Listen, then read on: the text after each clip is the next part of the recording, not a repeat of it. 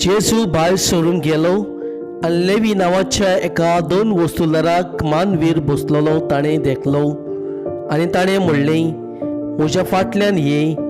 आनी सगळें सांडून तो उठलो आनी ताच्या फाटल्यान गेलो. आनी लेवीन आपल्या घरांत ताका एक व्हडलें जेवण केलें आनी 2 वस्तुदाराची आनी ताच्या सांगाती जेवणाक बसलेल्यांक हेरांची वळख येत आसली.